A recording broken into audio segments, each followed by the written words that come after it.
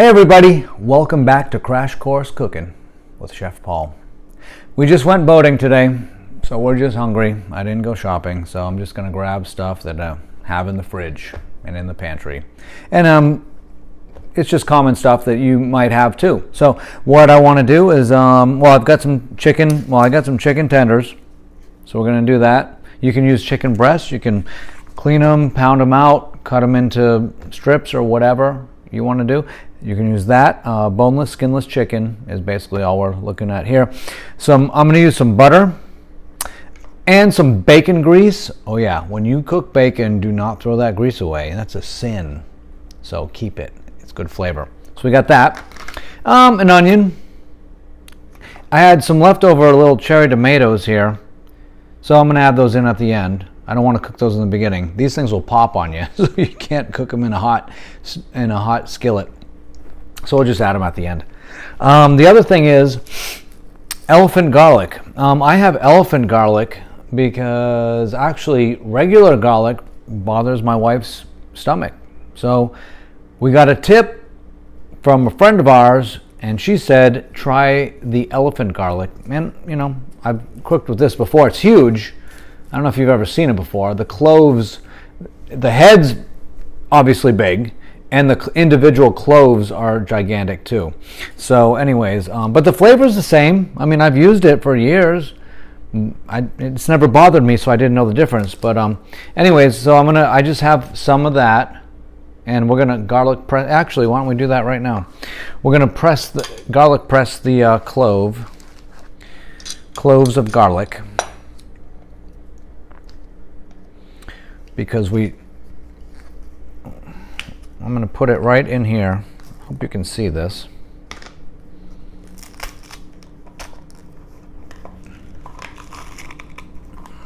Okay, we're going to press that into there. I just had to cut them down to size to fit into my garlic press. Not sure if you have a garlic press. If not, you can just dice them. As I always do, I always run my knife down a steel. Now, if you're afraid to do it this way, you can always do it this way, you know, so you don't have to worry about cutting yourself. You can do this. It's about a 30 to 45 degree angle. It just straightens the blade out, is all that does. So what I'm going to do is finish dicing up this garlic. Elephant garlic is a little bit more mild than regular garlic. So I'm going to put that there. I don't know if I'm going to use all that, but we'll do that. Then the other thing I'm going to do is I'm not going to dice this. I figure, you know, I know I diced this last time when we I don't know, for another one of my recipes. I think I'm just going to julienne this. We'll just julienne this. It's the sweet onion. So I'm just going to julienne this.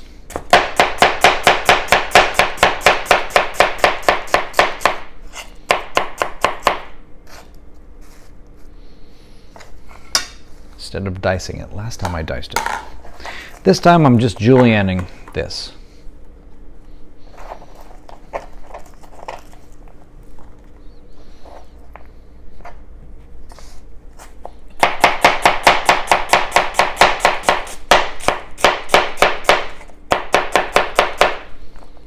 Here's the bacon fat reserved from cooking all sorts of good bacon.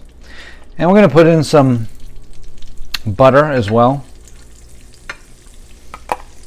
All this is just for flavor. Butter and bacon are a great flavor. We're going to let that melt down a little bit. First thing we need to do is saute our onions.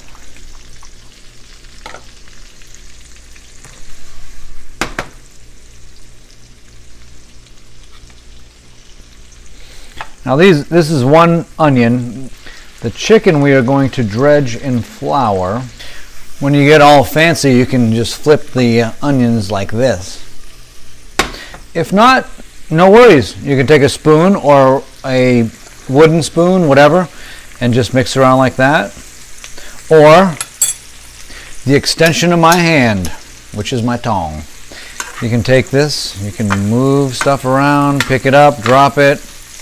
Once you get your onions to the proper cooking consistency, I don't really want to caramelize these. The reason is because we're going to use some Marsala wine. That's already going to be sweet. So just to saute them, get the flavor of the butter and the bacon in there, and just make them translucent is perfect. So what I'm going to do is take my onions out. I am going to take some more bacon, yumminess, because when we're going to cook the chicken, I'm getting some, so I'm going to get some bacon fat in here. I'm going to turn this down a little bit. I don't want it to cook too quickly. But now I'm going to let this melt in here, and then I'm going to cook the chicken next. I took the onions out. Now, the nice thing about this is, you know, I just came home and I'm just cooking whatever I have. Now, if you don't have onions, and you have mushrooms, you're not going to cook the mushrooms first, obviously. We're going to go ahead and do, actually what I'm doing now is start the chicken first.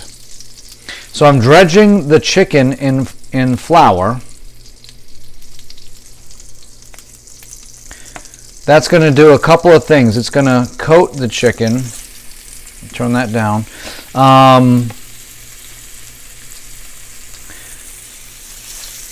It's going to coat the chicken in the flour, which actually will help it to A, not stick to the pan, and B, will also help with thickening our sauce.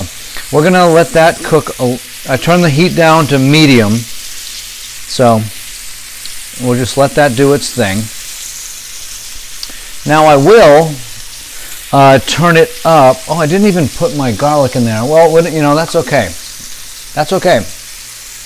I'm glad I did that, because sometimes you forget to do something. So I didn't cook the garlic with the onions, but that's okay. I'm going to show you what to do in case you forget something. So we're going to let let the chicken finish cooking, and once it's basically about 75 to 80% done, which it's getting close, I'm going to crank up the heat, because I am going to add Marsala wine to it, which will finish the cooking process.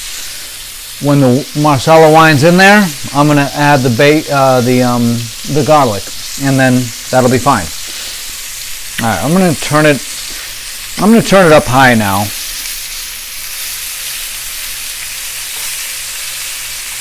And give it a minute to heat up the pan. And then we'll throw some Marsala wine in it, probably about a half a cup. Well, maybe 3/4. Marsala wine doesn't really flame. There's not enough alcohol in it. But whenever you add anything with alcohol into a pan, the alcohol immediately evaporates.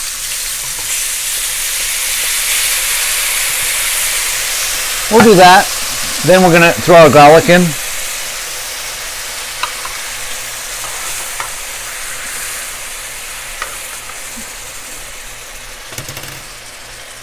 We'll let these things cook through all together.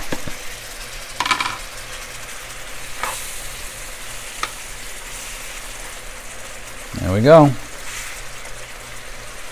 Now the flour is going to help thicken everything, so I don't anticipate needing any more flour, but if you do, just add more flour to it. You can even toss some in there. It's really not a big deal. So anyways, look, things have thickened up really nicely. Beautiful. That's it. I mean, look at, that's it. Done. Really done. I'm going to turn off the heat.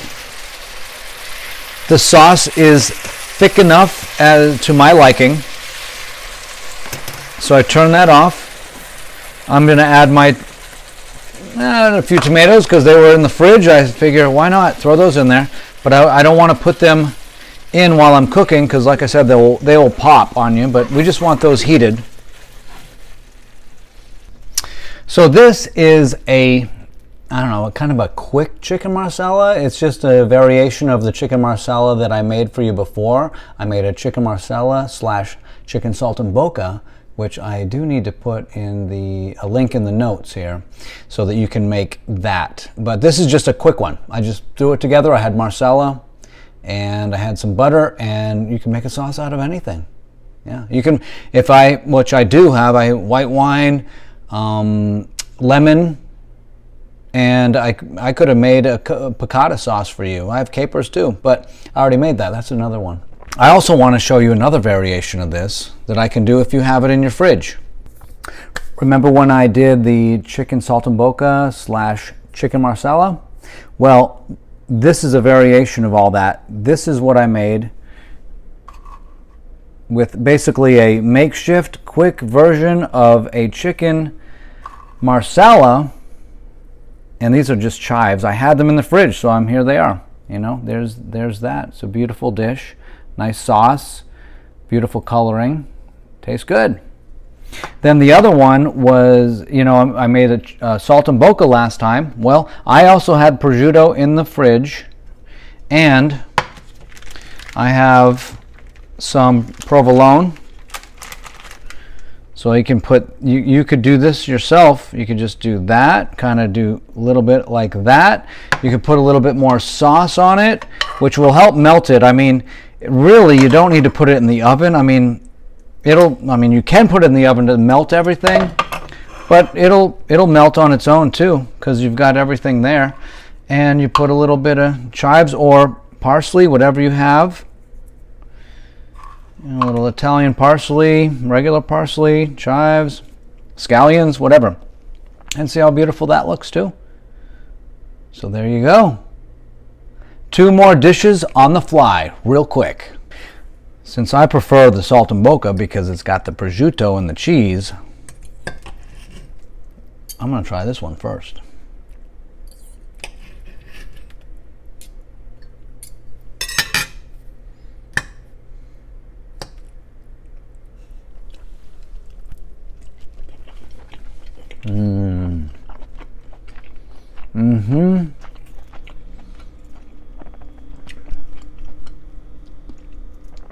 After a long day of boating, that's a good meal.